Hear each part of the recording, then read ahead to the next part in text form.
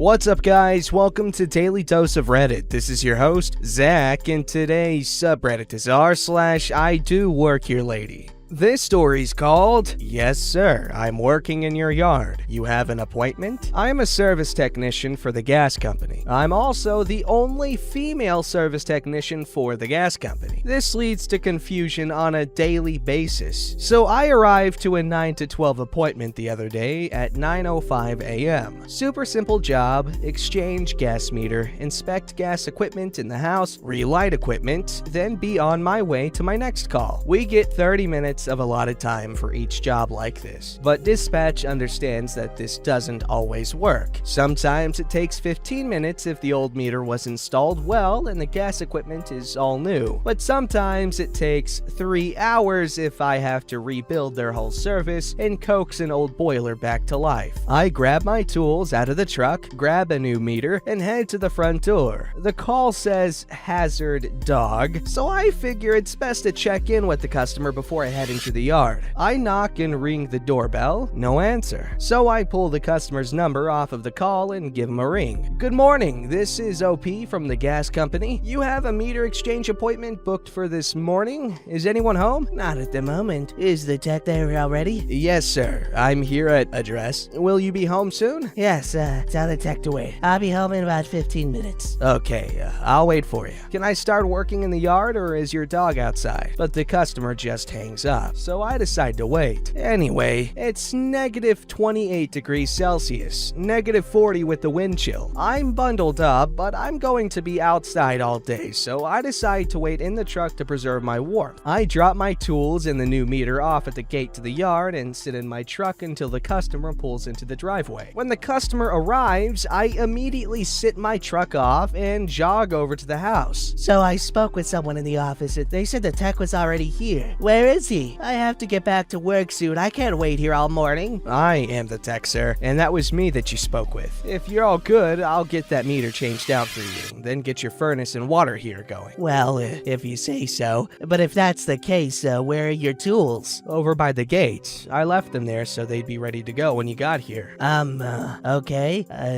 Say, how long have you been doing this? This specifically? A little over a year. Working in the industry? Almost 9 years. Okay, go ahead. You don't have anyone coming to help you. No, sir. This is a very simple job. I should be able to have it done in 15 to 20 minutes or so. And the call said you have a dangerous dog. Is it contained? He's a 12-year-old beagle. You're fine. I don't know why anyone thought he was dangerous. So, I could have started almost 3/4 of an hour ago at this point, and my next 2 calls were in jeopardy because of how long I'd been here at this point. So I get to work, and sure enough, his meter set is in pretty rough shape. I pull the meter off with some difficulty and my largest wrenches, and then start cranking some of the bad fittings out so I can rebuild part of the set to make this job easier the next time we have to change the meter, and generally safer. He was leaning over my shoulder the whole time, continually asking if I was sure I know what I'm doing, if I really don't need to call for help. I got my fitting done and went inside. Sure enough, the gas equipment was all high efficiency, so all it took was a couple of resets to clear out the air bubbles and it all fired up perfectly. The call took about an hour once I actually had my tools on, which is a little longer than anticipated, but a very good time frame for the work I wound up having to do to leave the place in a safe condition. A very good time frame, mind you, for any tech who could have had the call. As I was gathering my things to go, he got one last jab in. You know,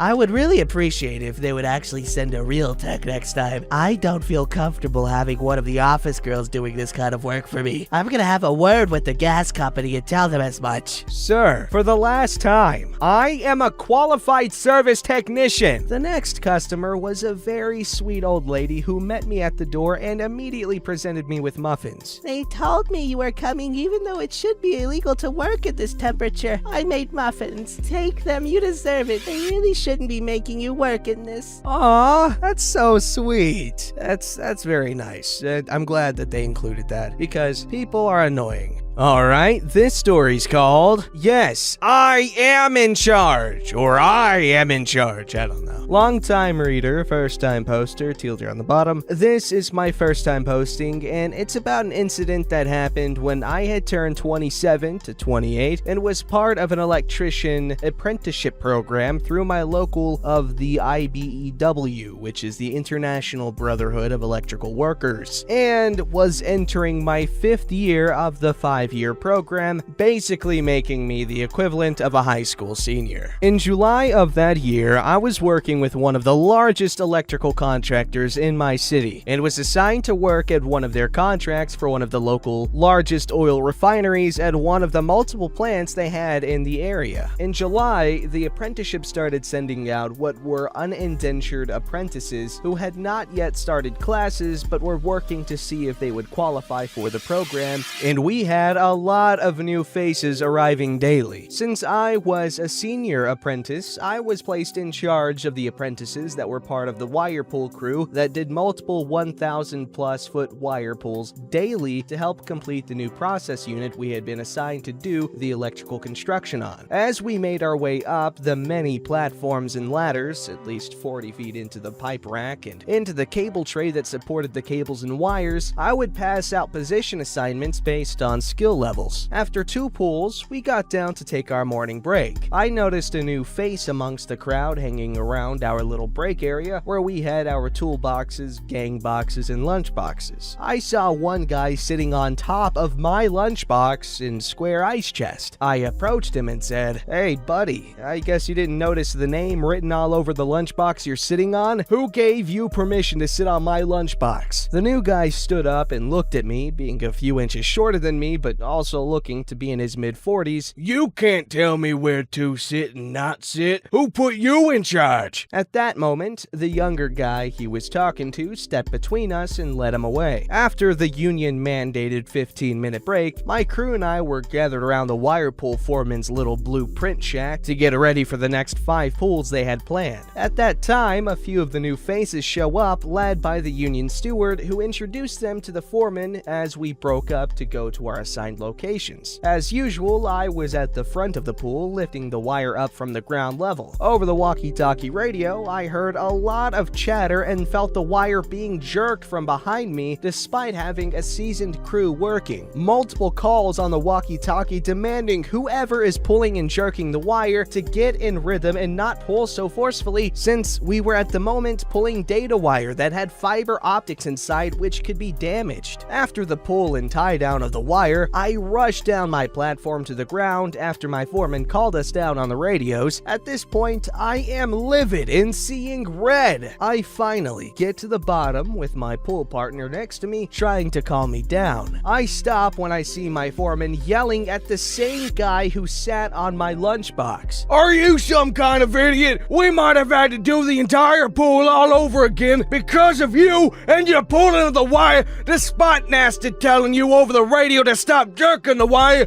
and stay in the pull count of 1, 2, 3, pull!" The guy looks down at our barely 5'4" foreman and looks like he is going to punch him. I proceeded to run up and stand at my full 5'11" height between him and my foreman when the butthole opens his mouth. "Get the hell out of my way. It's between me and him. Who the hell are you anyway to act like some big shot?" I calmly stood there and my foreman, as cool as a cucumber, goes, "He's actually your boss, the one in charge of the wire pull, and you just broke his perfect pull record of 400 pulls and no issues." "My boss? He can't be. He's just some kid probably barely 21, and he is telling me what to do?" "Yeah, that's right. I'm your boss, old man, because I'm a 28-year-old 5th-year apprentice and you're over 40 barely entering the program. I'm also your senior in the union rolls. That's why I make the max $25 an hour to your $12 an hour, because I have more time on my electrical license than you do." He stood there with the realization that he was up the creek without a paddle, because he thought since he was older that he would be placed in charge of things. The union steward showed up and stood before him between the two of us, then turned to me and asked, "Nasty, what's going on here?" The look of realization on the new guy's face got got even wider, and he actually got pale when he realized the name on the lunchbox, over the radio, and the one the foreman mentioned were all me. As I explained the situation and how the new guy had basically ruined a $100 per foot, 1,000-foot wire pull, the new guy turned even paler when he did the mental math, and I mentioned the $100,000 cost of that ruined pool. The union steward looks at him, then at me, then at him, and asks me directly, Well, Nasty, you are in charge of this crew when in the air, so what do you want to do with him? Move him to another crew? A different plant? Fire him since he's not officially in the program yet? The new guy almost looks like he wants to faint as he looks in my angry eyes, silently pleading to not fire him. Start the termination proceedings if Chaps, Chaparro or Shorty, the nickname we had for foreman, agrees with me since he is a financial and safety liability, since it's obvious he can't control his anger, let alone listen to instruction. My foreman looks at the steward with a gleam of joy in his eye. I want him gone, not from the refinery, but the company and the local. Yahtzee, swift justice, and wow, the stakes are high in the construction game.